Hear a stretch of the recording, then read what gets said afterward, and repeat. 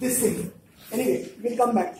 But how many of you are still following whatever? I'm very express way I'm trying to cover Python, but is it making at least 10-20% sense to you? Or what is Python about? Now, there are 2-3 data structures which is built into Python, and these are not there in any other programming language. And just to mention, we will not discuss all of them, but at least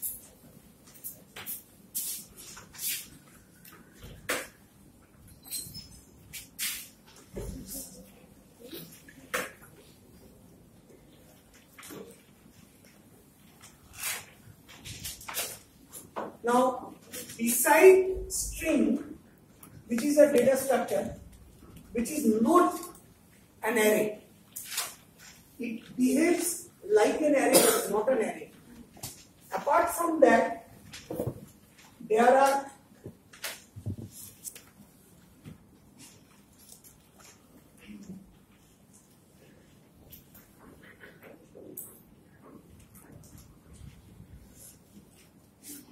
four other data structures which are built into Python. Now, list is nothing but a list of elements. Say, look at this. List is always expressed in brackets and the number of elements like this. Now, list can have anything inside it. So that means numeric, character, anything. Combination of that.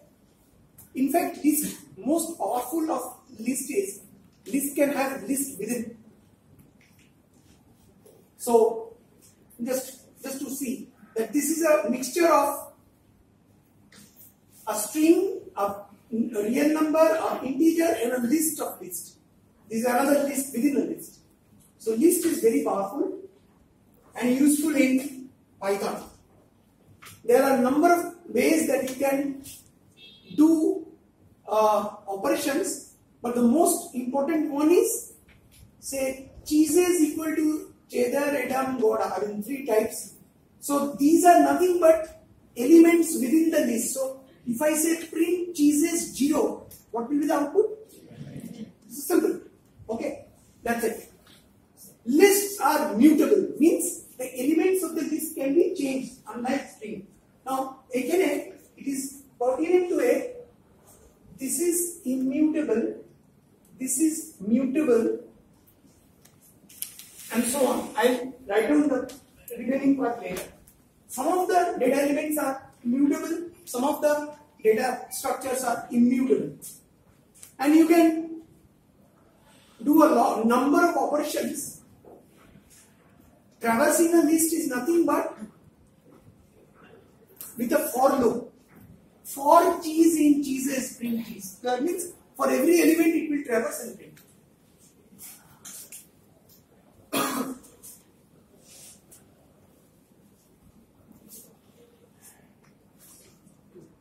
List operations are, so if you say plus with this and then say C equal to A plus B, print C is nothing but 1, 2, 3, 4, 5 C's. Please note, this is not 1 plus 4, 2 plus 5 and 3 plus 6. No. Plus means just addition of the elements. So similarly, star operator is there to repeat the number of times. That is set the elements. Okay, slicing, as you know, slicing is again that same funda. That means that T colon 4. Now T is this. So what is this? T colon 4 means starting from the first, if I do not give, so the basic funda again remains same.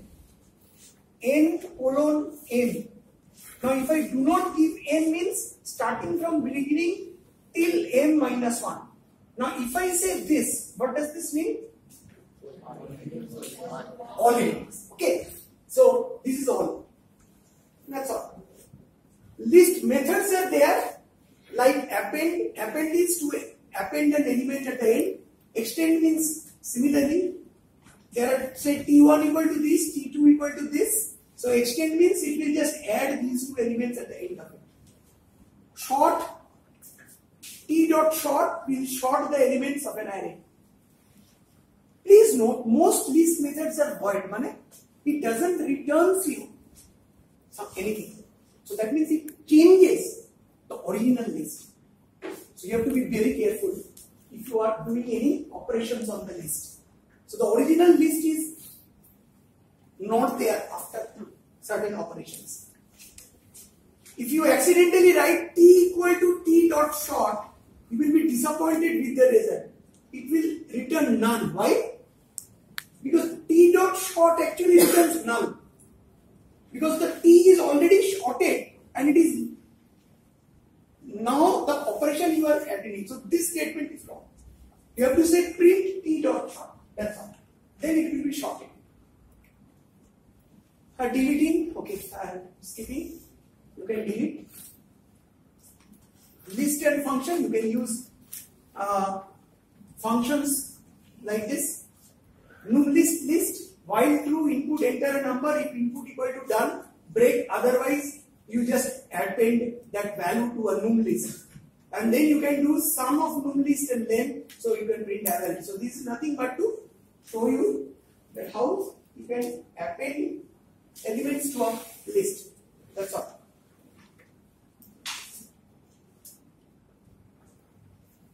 Join is nothing but again append.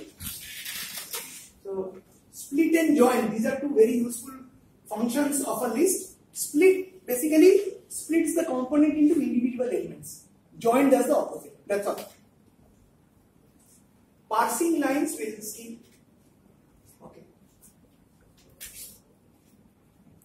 Dictionary is a different data structure in Python, and it basically means just normal dictionary the way you are. What do you do in a dictionary? You find a word and an expansion.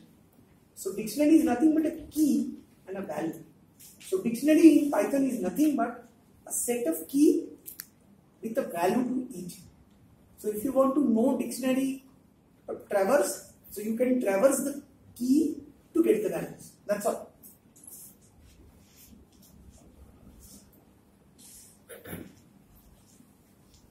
You can think of a mapping between set of indices which are called keys to a set of values. So it's basically nothing but a key value pair. This is extremely useful because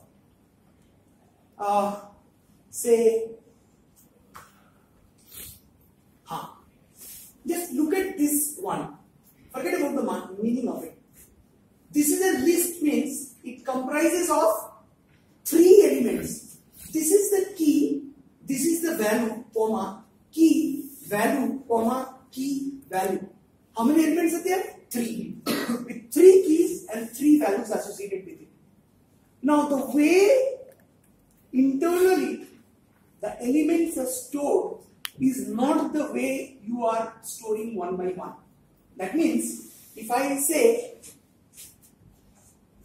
like this, 1 A, comma, 2 B, comma, 3 C. I have given the values like this. When I print, it may not be 1, 2, 3 in that way.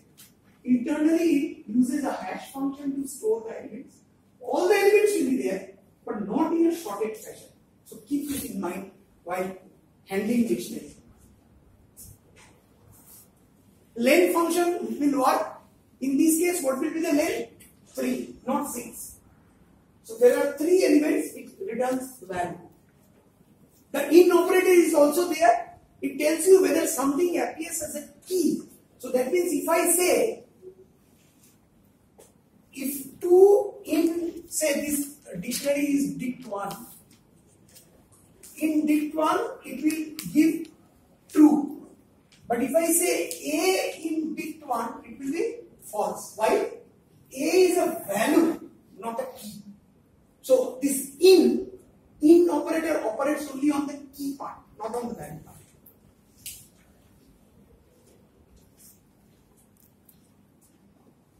In operator uses different algorithm for list. Okay. For list it is a linear search, but for dictionary it is a hash table, means it's almost like a binary search sort of thing.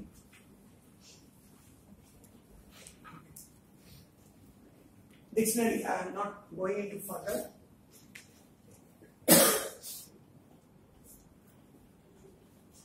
Tuples is nothing but a record. Is a sequence of value much like a list.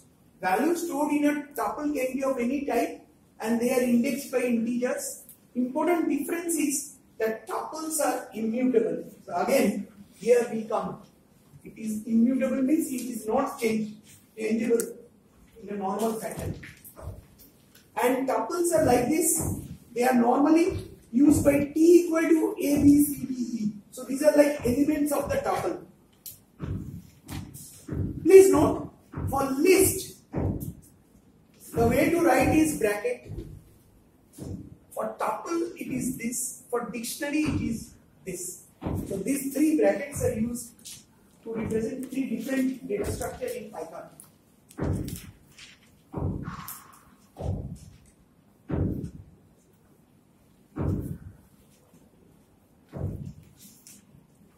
And their elements are just like this. Say T this, if I say print T0, A will be printed. Slice operator also works like this. T1 : 3, what will be our output?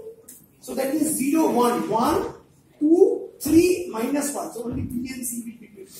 Is it okay? So slicing operator is same as any one. You cannot modify a single element. Just like string.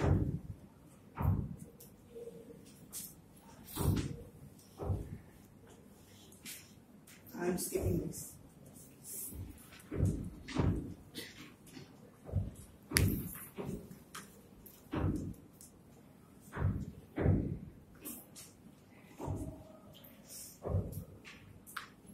Set is another data structure in Python. And simplest container, since it contains objects in no particular order with no particular identification. List or a tuple can have any number of duplicate objects. For example, the tuple, this is 4 element, which includes 2 copies of 1. If we create a set from this tuple, the set will have only 3 elements, which implies the elements of a set are unique. So you cannot have repetitions in that. And a set is mutable. Mutable means you can change it.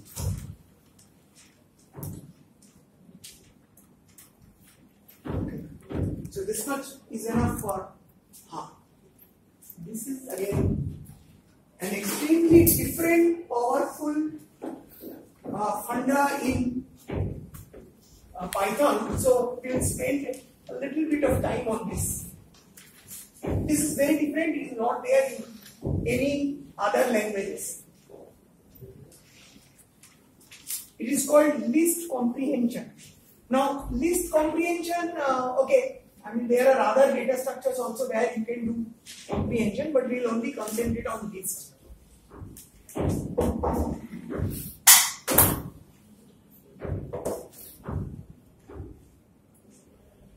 Say, consider this one. L is a list, so I can say for I in range of L, length of L. Now range length L mane ki? What is length of L? So range of this implies that it is actually range 5. And now I am saying for I in range 5. Tar mane ki? Now it is 0, 1, 2, 3, 4. 5 noise. Okay? So then I am saying Li plus equal to, you know, plus equal to is 10. So that means I am adding value of 10 to each of these elements. So if I now print L, it will be this. Now this is a standard way to write a for loop, and if I want to add a value to each of the elements. Do you agree? Now the same thing can be written in this fashion. Now this is very important and different. X plus 10 for X in L. What does it mean? Instead of the for loop, the entire thing is written now in one single line. And the way to interpret this is that this is the for loop. What to do for each? This is the thing that you need to do. So read it like this. So that means, and please note that any list comprehension operator, when you apply, it returns you a list because inside a bracket. So that means entire operation, whatever you are doing, will also return a list only. So if you can see that amar jodi L ta party diye thake, then for 10 it will be 21, 22, 23, 24, 26. After the first change. List comprehension is one thing which takes a little bit of time to understand. Number one. Number two, it's extremely powerful. Number three, you can have theoretically any number of for loop within that. Now please note, anything beyond 2 for written in a single line is very difficult to understand by looking at it. But we will give an example. So net result is similar, is let's coding, and if I compare the for loop and this for a very big list, the time of this will be much less than the for loop. Internally, the way it operates is totally different. So suppose if you have a list of element of 1 billion items, so if you write a for loop and if you write a list comprehension and if you time it, that will be really very fast.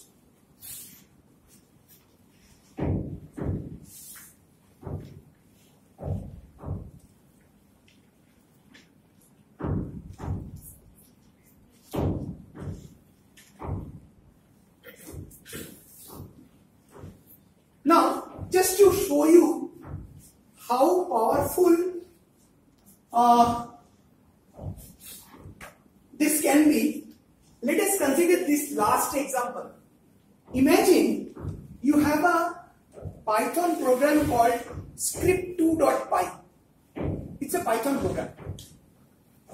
Now what I am saying in this is for line in open script. So that means file open. So for line, this line is a variable in open some file name, okay? Any file name.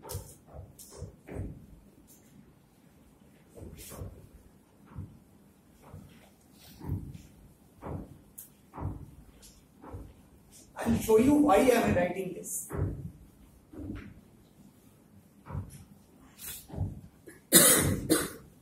So for line in open file name, I can do line dot strip. Strip means it strips the blank spaces and the return characters. And then you can do split. Split means it splits the line into words, and then I can also say upper. So split upper. So instead of writing this, so what am I doing?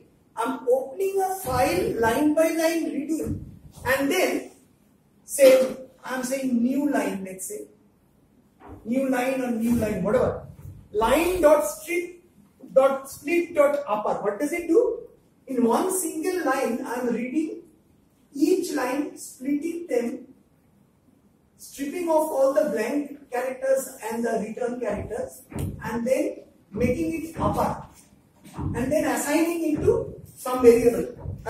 So this whole thing can be written in one single line like that in a list computation. It will give you this new line as a list. So that means in that one single line, I am able to read an entire text file, no matter whether it is a small file or a big file. You can test it out. Very simple.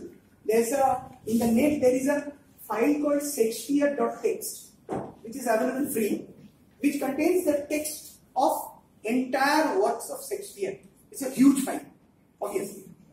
Now you can operate that using this, that open Shakespeare.txt and use this line, and if you print it, it will be a single letter of list of all the things that are there in a file. So the power of list comprehension along with file operation, you can do it together like this.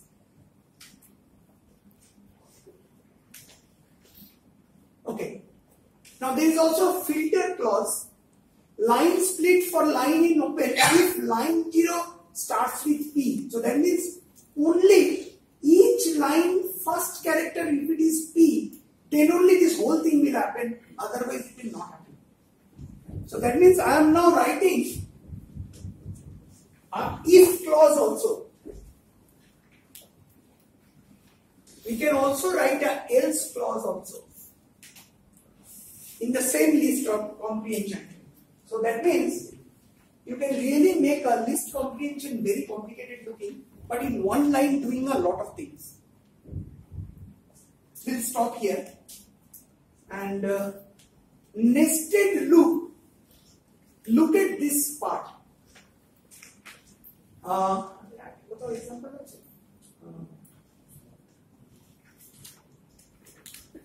Okay. This is basically x plus y for x in ABC for y in element. Now this may seem very Hebrew, but the output is this, and which is equivalent to writing two for loops like this. So you can later on check in your home or later that this two for loop can be combinedly written in one single list comprehension. Now this is two for loops. Now this is very sometimes difficult to understand, and sometimes it becomes very complicated. But just to mention it, that it is there. List comprehension is very important and heavily used in Python. Okay, we'll skip the remaining part. Consider this one. List comprehension can have nested loop x plus y for x in this, for y in this. The result is this one. So there are two for loops, so which is equivalent to this. For x in this, for y in this, result dot append x plus y. So just to give you one more example, that's all. Sir, Okay. since in for loops only one statement are there, so in conditional if else, you said we can use this. Yeah, you can give it here at the end of it. Sorry. এইখানে যেমন আমি একবার দেখিয়েছিলাম,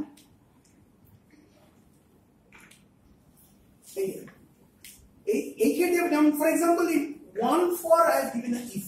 So that means for each for that if will be there. You can also have if more than one in nested also. That looks very complicated because কোনটায় হবে? তো প্রথম যেটা লেখা আছে সেটার সঙ্গে হবে, তারপরেরটা যদি হয় আরেকটা দিতে হবে। So don't write it.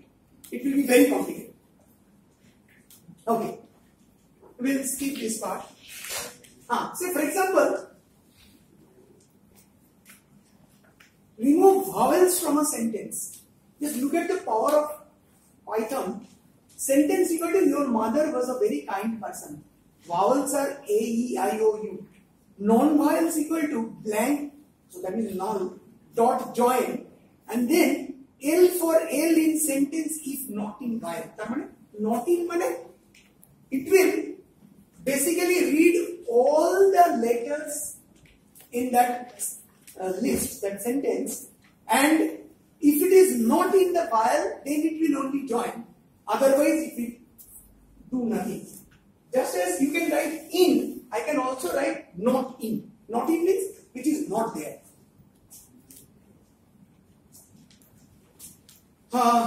Okay. Now this is also another important one. Import CSV. CSV is comma separated file. So there's a whole library to deal with it. And then you can write data equal to square bracket x for x in CSV dot dit reader open file CSV read. So that means it কি করবে পুরো ফাইলটার content, file.csv content, it will open and put it into a list.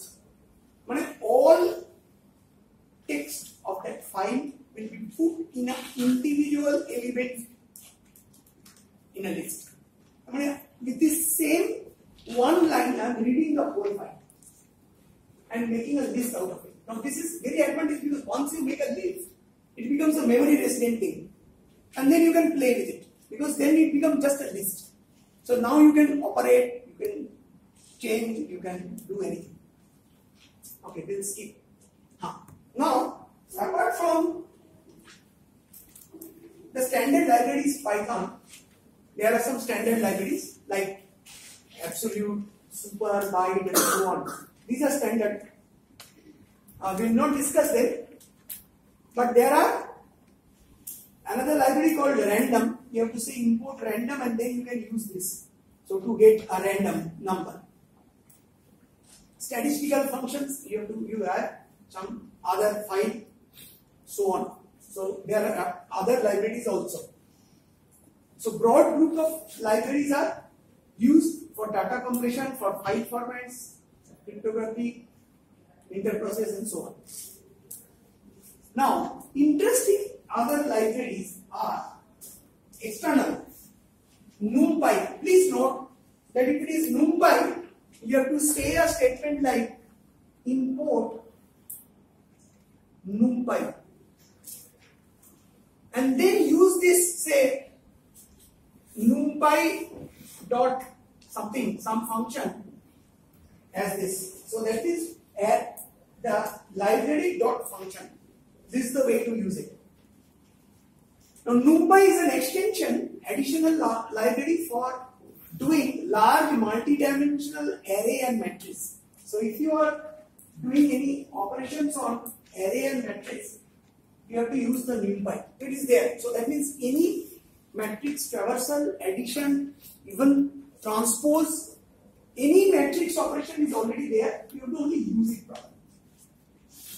SciPy is another library which is used for optimization, linear algebra, interpolation, and etc. So these two are numbering and scientific library. Matplotlib is a plotting library where you can draw number of type of graphs using they are called, Matplotlib. We will show one or two later on. Okay? Please note that before using that, you have to use import Matplotlib. Then only you can use the library functions inside that. Beautiful Soup is a Python package to read and parse HTML and XML documents. So that means any HTML document that is in web or XML documents is used like this. From BS4, import Beautiful Soup, import this, and then web page. So this Wikipedia web page, I can write just a 4-line function.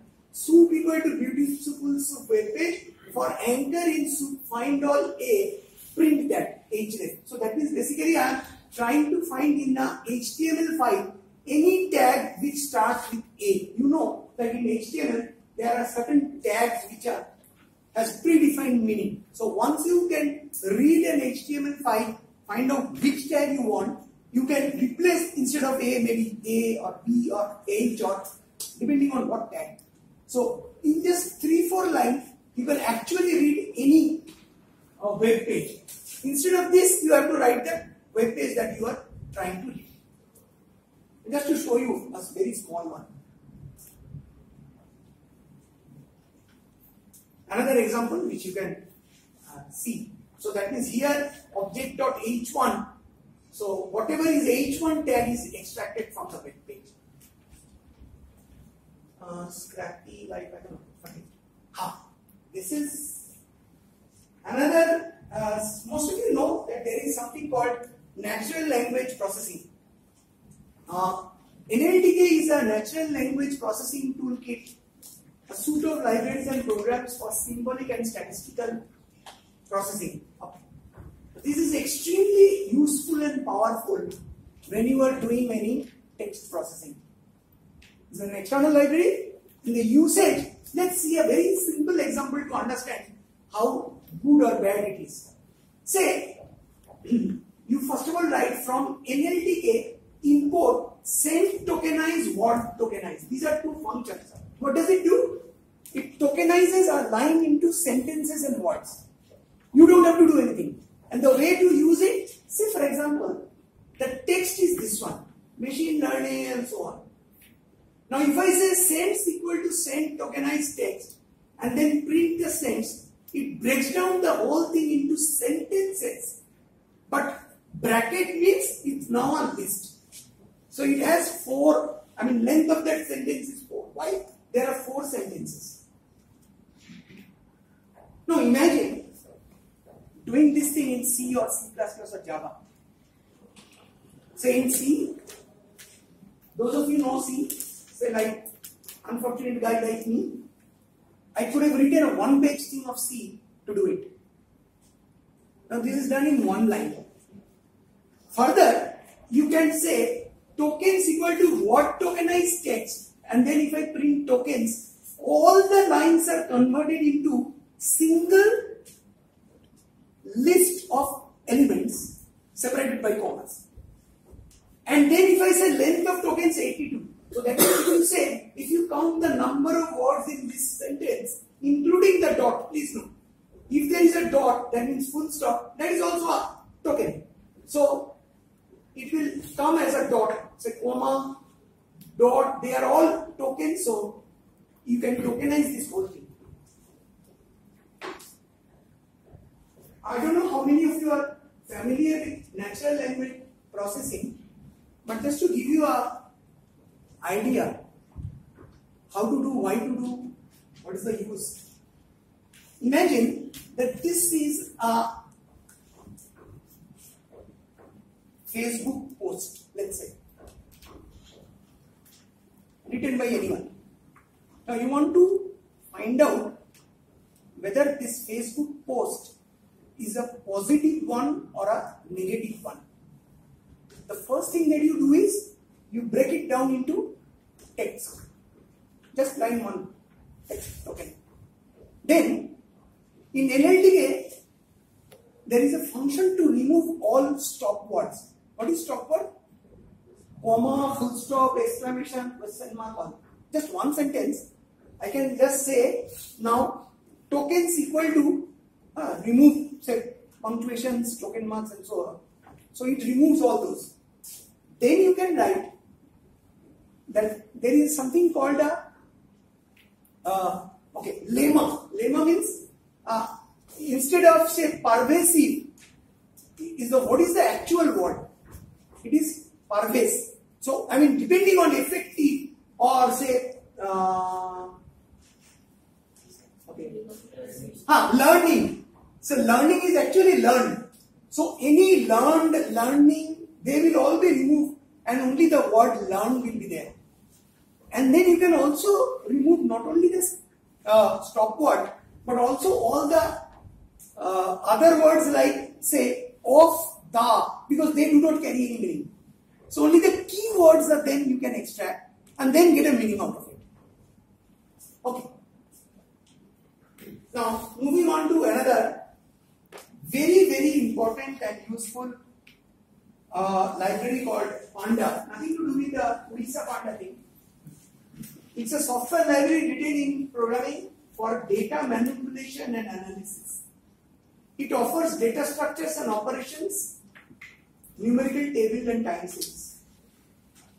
Now, before going into that, let me write the basic advantage of Panda, and then you will realize why Panda is so useful.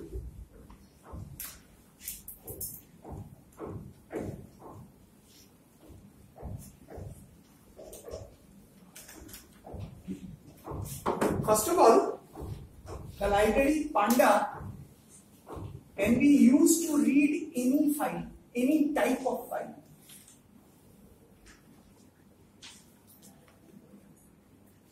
Second, you see, normally,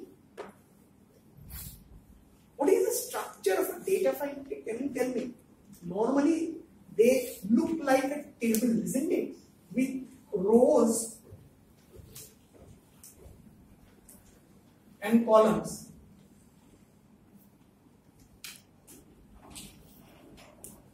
So any comma separated file or any data file normally looks like rows and columns. Now that is the reason why you use database. This is nothing but a table, means it's a rows and columns. Now any comma separated file or any file by using Panda can be read and converted into something called a data frame. Data frame is nothing but something which is row and column. So that means it becomes almost like treated like a matrix or a tabular fashion.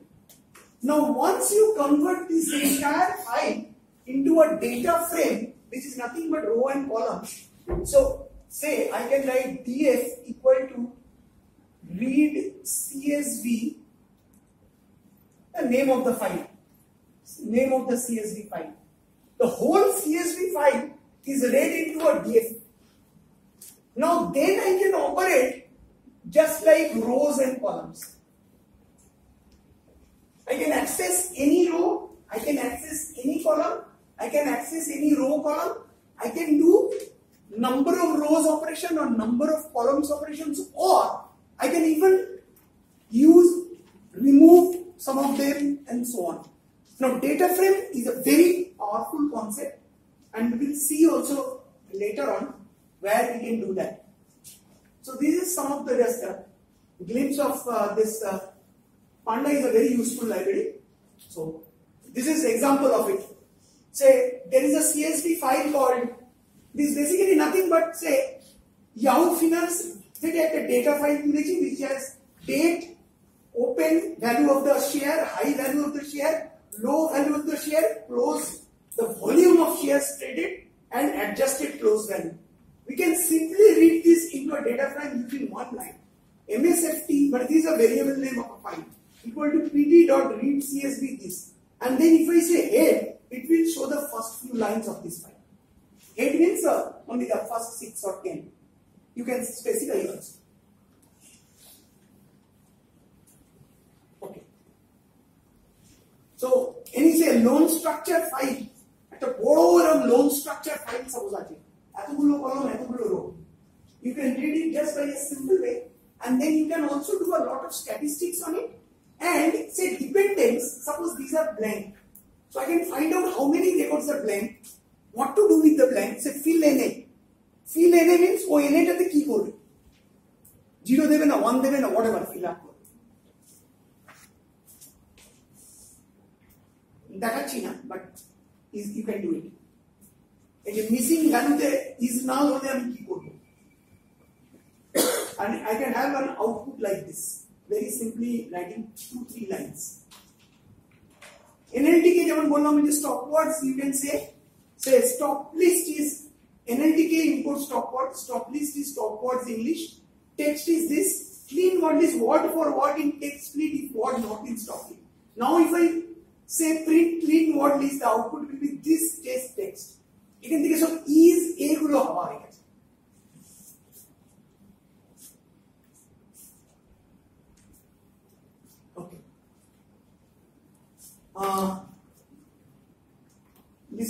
more or less little bit of Python. This one phase I wanted to see.